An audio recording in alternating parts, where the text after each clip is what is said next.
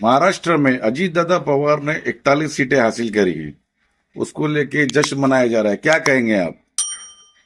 जो मुझे कहना चाहिए था वो तो आपने कह दिया। माशाल्लाह।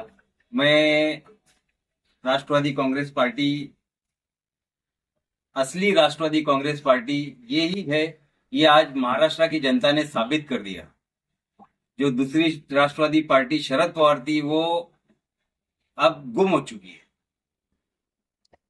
यही कहने के लिए हमने ये जश्न का पूरा इंतजाम किया और ये बताने के लिए आप लोग को बुलाया कि एक सीट हार जाने से हमारी हिम्मत नहीं कम हुई, ना हिम्मत हारे।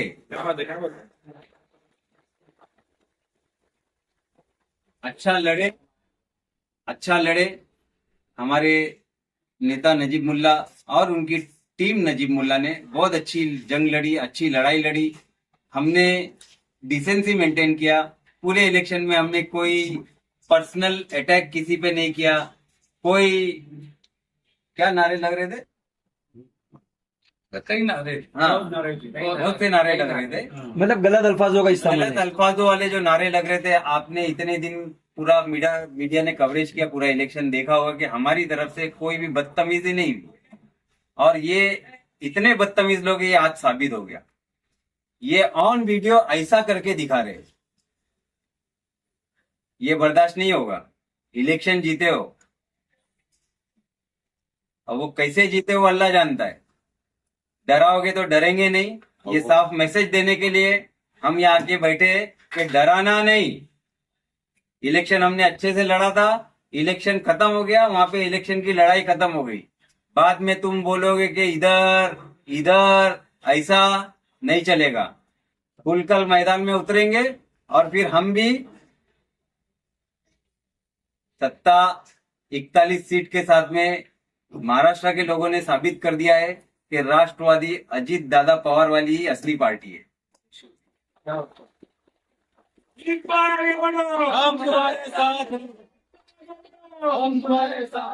देव भाई, एक तरफ महाराष्ट्र में इतना बेहतरीन जो है प्रदर्शन किया है एनसीपी ने, यहाँ मुमरा कलवा में कहाँ चूक हो गई आप लोगों से जो यहाँ पे आप लोगों को सेकंड नंबर पे संतोष होना पड़ा? देखिए, ये आपका बहुत अहम सवाल है और इसको बड़ी संजीदगी से मैं जवाब देना चाहूंगा कि यहाँ पर एक मुसलमान कैंडिडेट होने के बावजूद, एक मुसलमान कैंडिडेट के खिलाफ, क्या बोलते हैं उसको, गुस्ताखे रसूल का नारा चला। बहुत अफसोस की बात है। एक मुसलमान कैंडिडेट के खिलाफ उलमाओं के ऐलान आए, बहुत अफसोस की बात है। पार्टी कोई भी हो, आज देखो ना हाउस में कितने मुसलमान एमएलए पहुंचे। अगर ये सोच लेता मुसलमान यहाँ का कि नहीं, हमारा मुसलमान भाई खड़ा है, आज 32,000 वोट हमको कलवा के हमारे हिंदू भाइयों ने दिया और हम उसको पार नहीं कर पाए मुमरा में। बड़े अफसोस की बात है, बहुत ही अफसोस की बात है। ये आने वाले 5 सालों में लोगों को मालूम पड़ेगा। जो आदमी यहाँ पर जीत के आने से पहले 180 करोड़ रुपए का बजट लाके मुमरा में और कलवा में डाल देता है, उस आदमी को यहाँ के लोगों ने सिर्फ कौम और मिल्लत के नाम पे नकार दिया। डेवलपमेंट के नाम की लड़ाई हुई नहीं। अगर डेवलपमेंट के नाम की लड़ाई होती तो मैं चैलेंज करता हूं, आज भी नजीब मुल्ला साहब के साथ में कोई भी साहब हो XYZ, वो बैठ के खाली डिबेट करके दिखा देवे कि पिछले 15 साल से जो पैसे आए कैसे आए, पेपर वर्क के साथ में आज भी हम साबित करने तैयार हैं। यही वजह थी। बड़े अफसोस हो रहा है, टोरेंट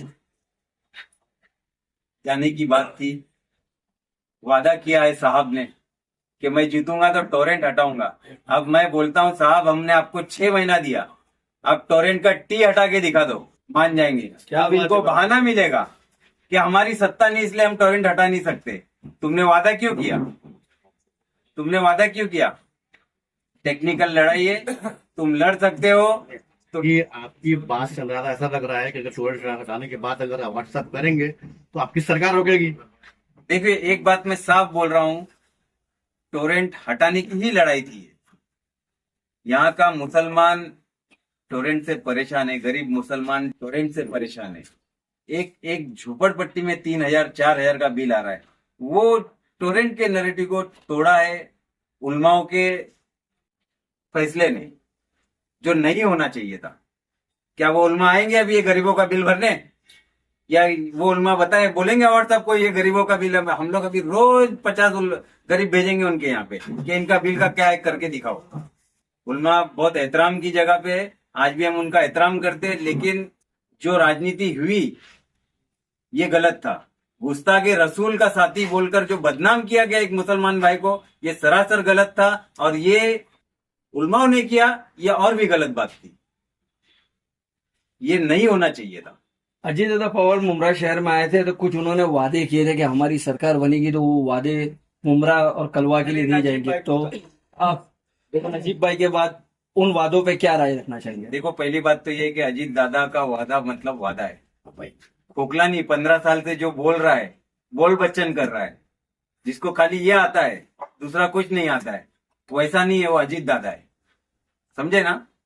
अजीत दादा ने वादा किया था कि नजीब को जिता के लाओ, मैं 3000 करोड़ मुमरा कलवा को दूंगा। लेकिन मुमरा कलवा के लोगों ने नजीब को चुनकर नहीं लाया। बड़े अफसोस की बात है, जो लोगों ने नजीब भाई को वोट दिया ना, ये सब समझदार लोग थे, ये जज्बाती लोग नहीं थे, हिंदू मुस्लिम के लहर में बहने वाले लोग नहीं थे, कौमी डायलॉग बाजी में बैठने वाले लोग नहीं थे, समझदार लोग थे, जो सुलझे हुए लोग थे ना, उन्होंने ही नजीब मुल्ला को वोट दिया। जो जाहिल टाइप के लोग थे उन्होंने जो है ना नजीब मुल्ला के खिलाफ वोट डाला। ये मैं आज बिल्कुल खुलकर बोलूंगा, अगर हकीकत होती तो देखते परखते। ये नजीब मुल्ला आने के पहले आपको 180 करोड़ रुपया लाके दे रहा है, और एक आदमी ने 15 साल में 80 करोड़ रुपया नहीं लाया ऐसा स्टेट से। फर्क देख लेते और डेवलपमेंट के नाम पे लड़ते ना तो मजा आती। यहाँ पे बीजेपी, नामूसे रिसालत, गुस्ताखे रसूल, कौम, ये वो सब कर जो है ना पूरे मुसलमानों का दिमाग जो है ना खराब कर दिया गया। आज इंशाल्लाह हम लोग यहाँ है, हमारी एक नई टीम बनी है, टीम नजीब मुल्ला। हम पूरा मजबूती से अपोजिशन का रोल अदा करेंगे और इनसे काम करवाएंगे। ये अब घर में नहीं बैठ सकते, इनसे काम करवाएंगे, इनको करना पड़ेगा। ये 5 साल काम नहीं करेंगे तो हम करेंगे काम। मतलब टॉरेंट का मुद्दा शहर में जारी रहेगा आगे? बिल्कुल टॉरेंट का मुद्दा जारी रहेगा। जिसने वादा किया था कि मैं जीत के आऊंगा तो टॉरेंट हटाऊंगा, तो हम उनको ये बोल रहे कि आप 6 महीना ले लो, टॉरेंट हटा दो। नहीं, वो हटाने की बात नहीं कर रहे, मीटर निकालने की बात कर रहे हो। मीटर निकालने से टॉरेंट हट जाएगी क्या? मीटर निकालने से क्या होगा? क्या ये बताओ, टेक्निकल ये बात बताओ कि मीटर निकालने से क्या होगा? आदिल भाई, अभी जैसा आप बता रहे कि अजीत पवार साहब ने जो वादे किए थे उसका बेस था कि नजीब मुल्ला जीत कर के आएंगे, तो नजीब मुल्ला जीत कर नहीं आए तो महाराष्ट्र की सरकार का क्या मुमरा हक नहीं रहेगा? बिल्कुल हक रहेगा। मैं यही तो वो बात अधूरी रह गई थी कि वो वादा है तो वादा अपनी जगह कायम रहेगा। पहले जो आमदार जीत के आया है उसको बोलो पहले बजट में क्या पैसा लाके मुमरा को देता है वो करके तो दिखावे। नहीं तो हम लोग तो है, नहीं तो नजीब मुल्ला तो है ही ना, बिगैर आमदार के उसने 180 करोड़ रुपया लाया है। तुम पहले बजट में मुमरा के लिए लाके तो दिखाओ स्टेट से तुम क्या फंड लाते हो, तुम्हारे में वो कैपेबिलिटी है क्या? मतलब जो राबड़ी उनको लौटने की बातें हो रही है उनमें हकीकत नहीं है कुछ? बिल्कुल हकीकत नहीं है। हम यहीं पे है, यहीं रहेंगे। वो हमारा नेता है, वो नेता रहेगा और पूरी ताकत के साथ। पहले तो लोग ये इल्जाम लगाते थे कि हमसे छीन ले गए। आप 41 के 41 जीत कर आए, तुम सिर्फ 10 में सिमट कर रह गए हो। ये आज साबित हो गया है कि असली राष्ट्रवादी अजीत दादा पवार की है और किसी की नहीं। क्या नजीब मुल्ला साहब 5 साल पूरे फिर से मुमरा में देंगे जो 2 महीने का वक्त दिया था उन्होंने अब तक? तुम सवाल सही पूछे लेकिन उसमें वक्त गलत दिए हो। नजीब मुल्ला साहब पिछले साल अगस्त से मुमरा में एकदम एक्टिव है, पिछले अगस्त से। और 5 साल की बात क्या कर रहे हैं? अभी 4-6 महीने में इलेक्शन है, कॉर्पोरेशन का इलेक्शन है। हम पूरे दमखम के साथ लड़ेंगे और इसी नैरेटिव के साथ लड़ेंगे हम कि हम सत्ता में हैं।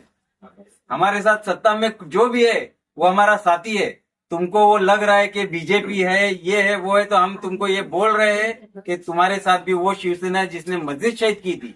ये मुसलमानों को समझना होगा, नहीं जाना होगा, उलमाओं को समझाना होगा। जो उल्मा किसी के पास जा रहे हैं ना कि भाई ये बीजेपी वाले इनको वोट नहीं देना है, तो उनको समझाना होगा, उनको वोटर को बोलना होगा कि मौलाना तुम्हारे इनके साथ में तो मस्जिद छेद करने वाली शिवसेना है, उसका क्या?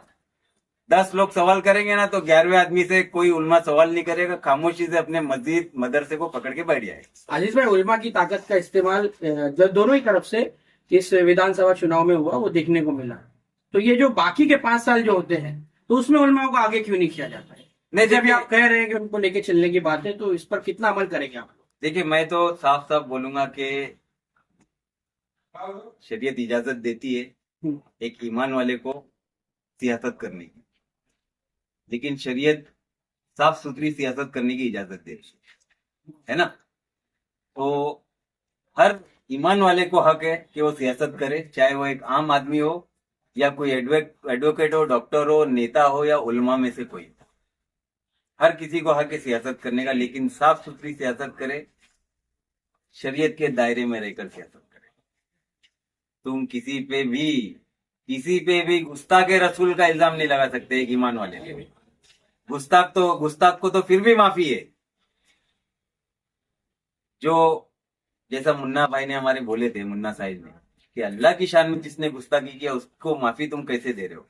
वोट हो गया, एक जहन बना चुके थे ये लोग 4 महीने से, एमएलए एमपी इलेक्शन से बीजेपी, तो लोगों का जहन बना हुआ था। लेकिन मैं अब मेरे मुमरा कौसा के लोगों से ये हाथ जोड़ के बोलूंगा कि आइंदा ध्यान रखो, वोट देना है तो सिर्फ और सिर्फ डेवलपमेंट की बातों पे देना है, ना कि कौम मिल्लत की बातों पे देना है, ना किसी मौलवी या पंडित के बातों में आके देना है। अजीज भाई, आप बोल रहे हो कि गुस्ताखे रसूल के बारे में किसी की माफी नहीं है कहा ना, तो आपके ही यहाँ से ऐसा बताया जा रहा है कि जो अभी अवार्ड साहब की जो पिक्चर्स बना के जो वायरल की गई थी उनके साथ, रामगिरी महाराज के साथ, वो एक फेक वीडियो भी वायरल हुआ था। नहीं, उसका इससे कोई लेना देना ही नहीं है। तो उन लोगों ने ऐसा इससे कोई लेना, आपकी तरफ से ही कहीं से ये वायरल, मैं बता रहा हूँ ना कि उसका इससे लेना देना है कि यहाँ गुस्ताखे रसूल की बात हो रही है, गुस्ताखे अवार्ड की बात नहीं हो रही है।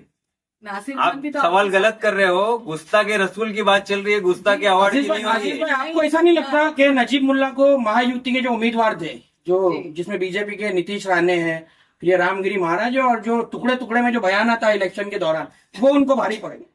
ऐसा नहीं लगता आपको? देखिए, मैं साफ तौर पे बोलूंगा कि कोई भी चीज भारी पड़े, मुमरा के लोगों को, मुमरा के यहाँ के रहिवासियों को, चाहे वो मुसलमान हो, हिंदू हो, सिख हो, ईसाई हो, उसको यहाँ के डेवलपमेंट से लेना। ये स्टेट की लड़ाई चल रही थी, ये सेंट्रल की लड़ाई नहीं चल रही थी। सेंट्रल की जब लड़ाई चली तो हम सब खामोश होके घर में बैठे हुए थे कि नहीं, आप लोग इस बात के गवाह हो। यहाँ स्टेट की लड़ाई हो रही थी। 15 साल के एंटी इनकम्पेंसी के खिलाफ एक नए कैंडिडेट को, एक नौजवान चेहरे को हमने सामने लाया था, ढूंढ कर लाया था, क्योंकि मुमरा में इस लायक कोई था ही नहीं, या जो यहाँ का एमएलए उसने किसी को ऐसा इस लायक छोड़ा ही नहीं था, दबा के रखा हुआ था, हिम्मत करने वालों को दबा के रखा हुआ था। लेकिन अब एक मजबूत ऑपोजिशन आ गया है, इंशाल्लाह अब ये कुछ नहीं चलेगा। जो इशारों में उन्होंने धमकियां देके गए ना, मैं आपके माध्यम से बोलूंगा, धमकी नहीं देना। इलेक्शन खत्म तो इलेक्शन की दुश्मनी खत्म, अब धमकी नहीं चलेगी, अब एक्शन, हर एक्शन पे रिएक्शन होगा इंशाल्लाह।